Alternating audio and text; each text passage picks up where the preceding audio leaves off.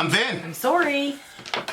This is Cold Kingdom Let It Burn for the big homie Joe. You feel like saying the last name with it, because it kind of goes together. Yeah, but I'm not going to. Nope.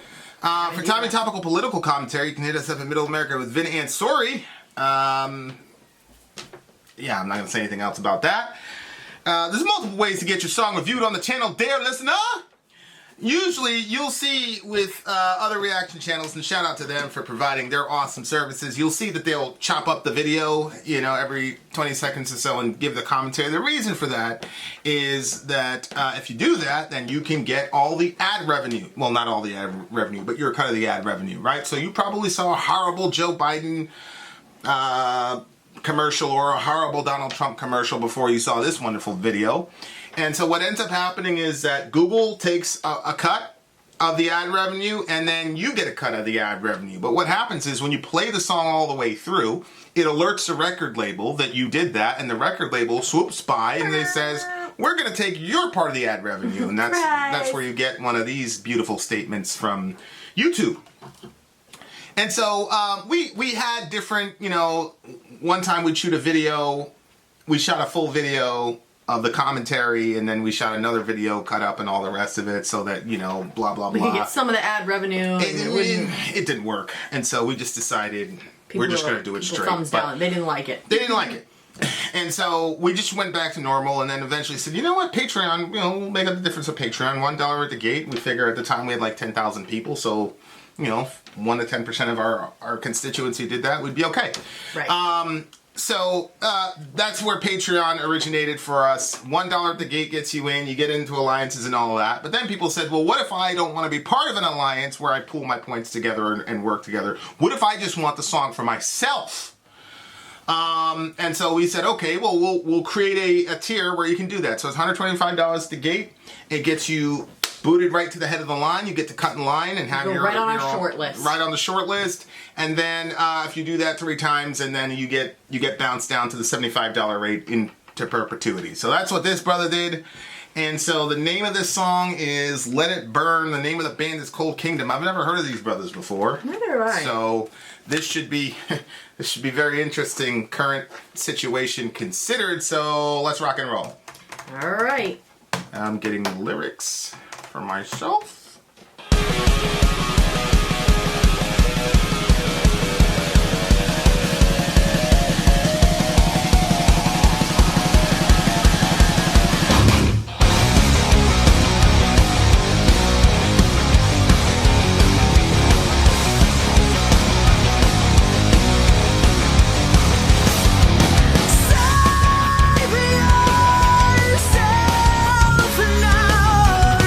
You've got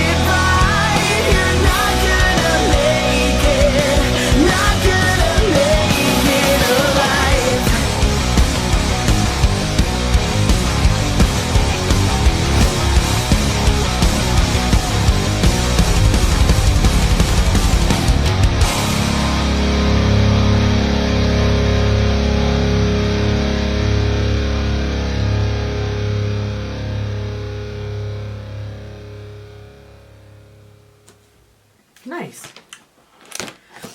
There's a band called Flyleaf, and the singer of that band, Sounds like this one.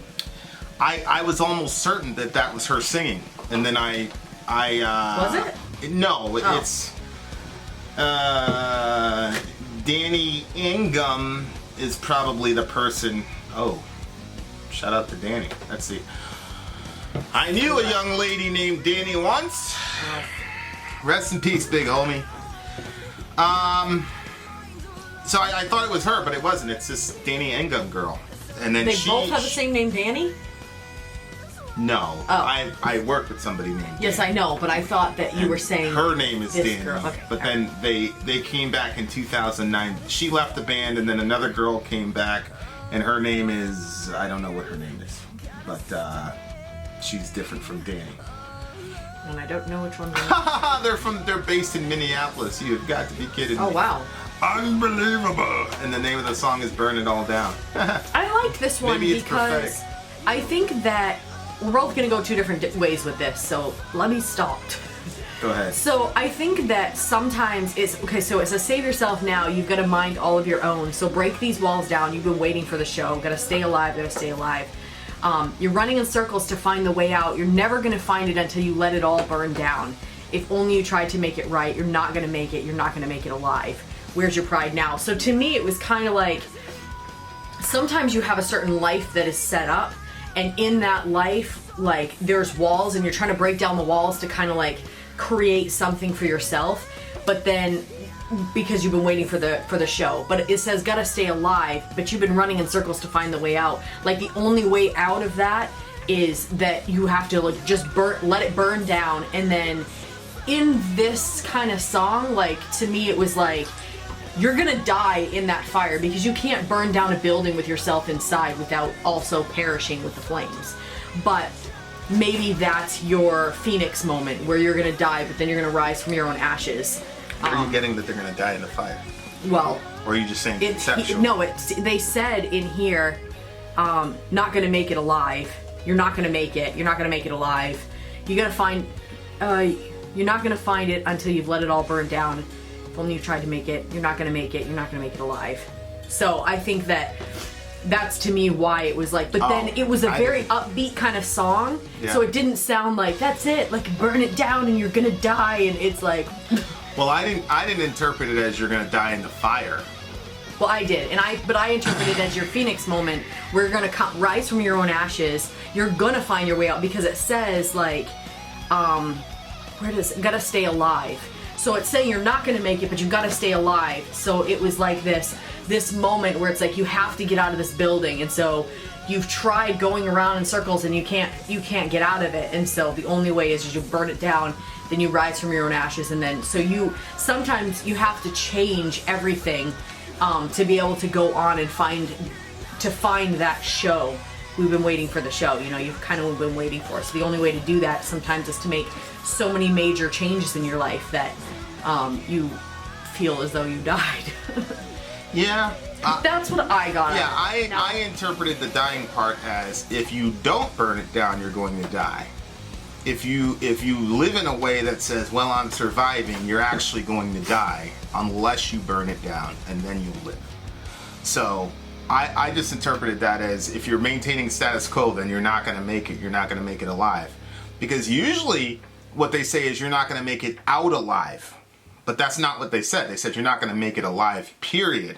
Mm-hmm. And so, gotta stay alive. You have to stay and survive. And I think that's people. There's some people who are like, I want to thrive, and I'm gonna do whatever I need to do to thrive in life. And then there are other people that are like, I'm just trying to live. I'm just trying to survive. And I think what they're saying is, if you live in that way, then you're actually gonna die. The only way to actually live is to take the risk and burn it all down so that you can actually escape. I don't see them dying in the fire, but it's kind of unfortunate from the band, I think. I don't know, because it's the last song on the record in 2015. I don't know when she left the band, so it might have been one of those situations where she's writing about leaving the band.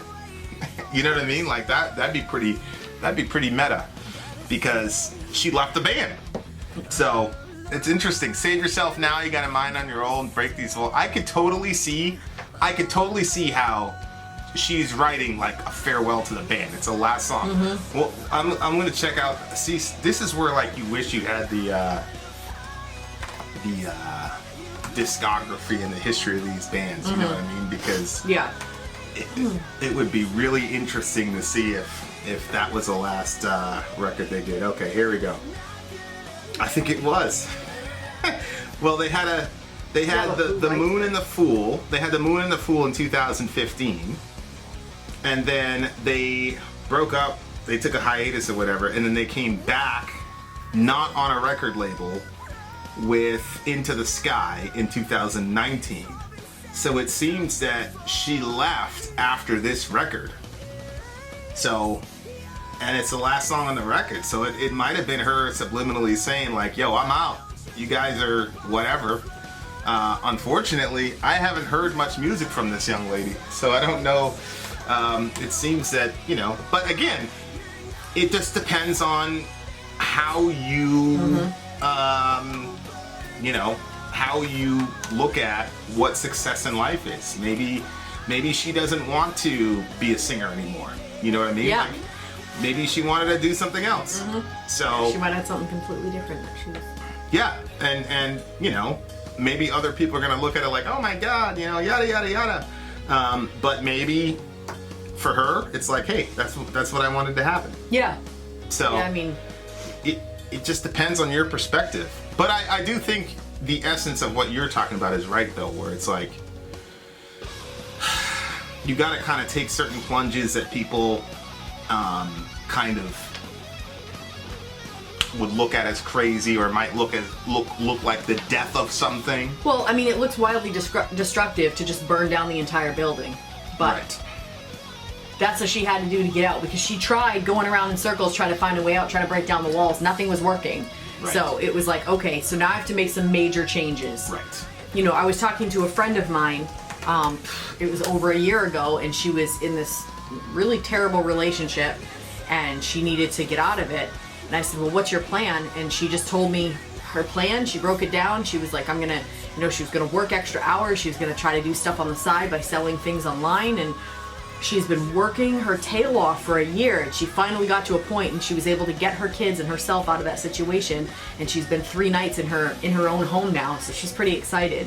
So sometimes you gotta, you know, you gotta work really, really hard. And she went around in circles for a long time in that relationship before she said, this is crazy, this isn't working for me, and it's not working for my kids either.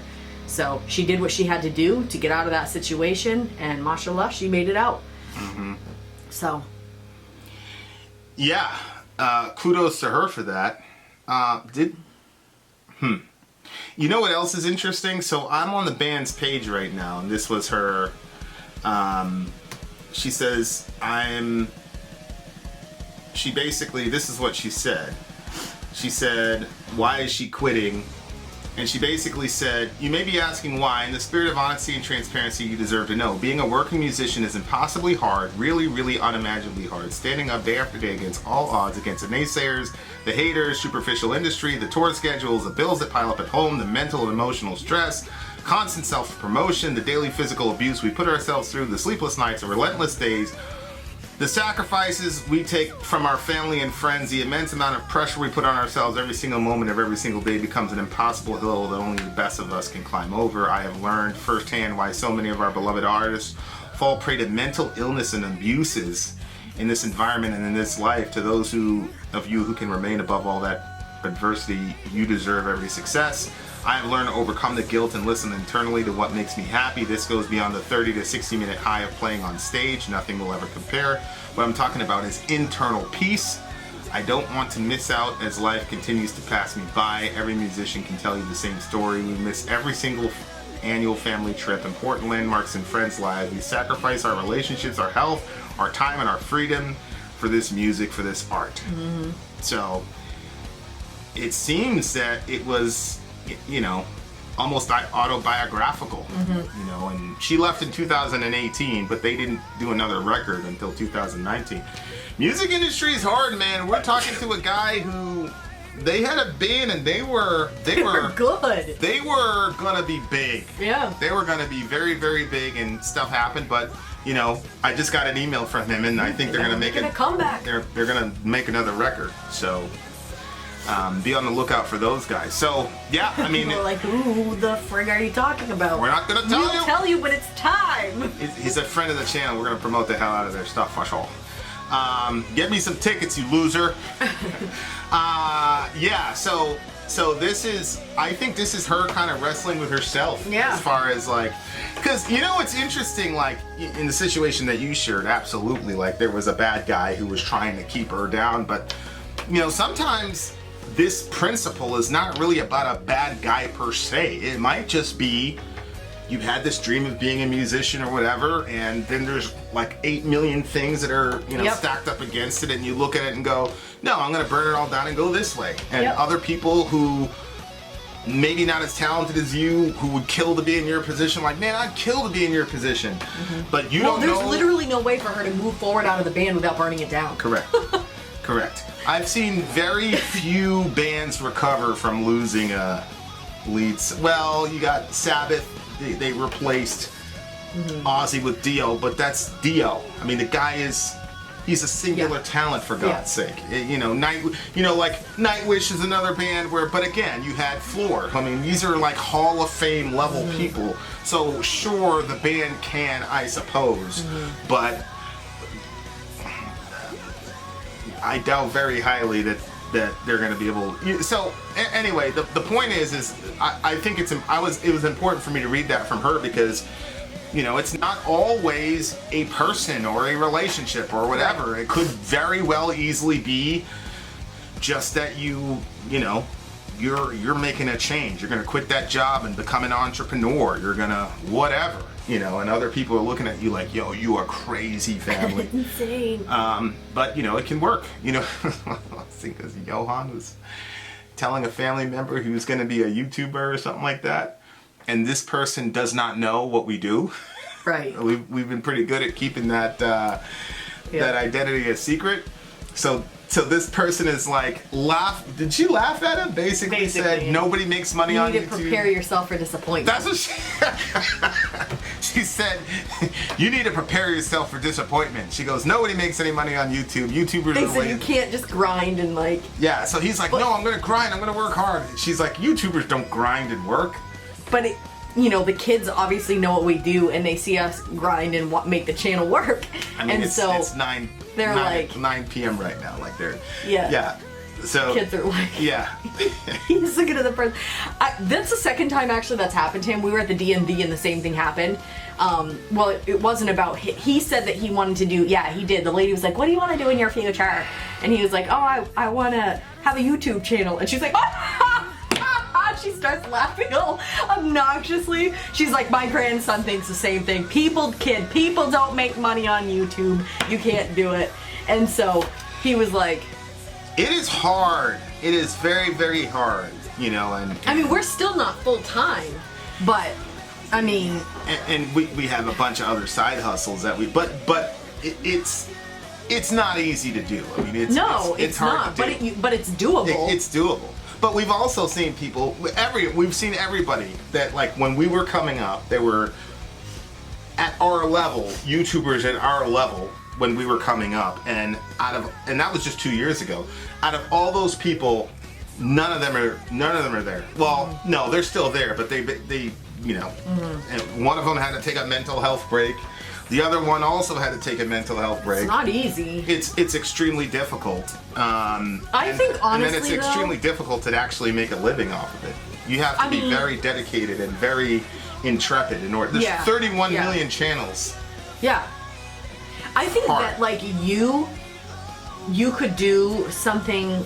Obviously, it's easier if you have a partner doing it with you, because you know I do the editing. I talk on this forum. I set up the list. Like, the lists are set up for you, and you don't even know what work goes into that. Right. So like, there's stuff that I do on my end that you know nothing about, that makes the channel obviously a lot more smooth. And for me, I wouldn't even do this without a partner.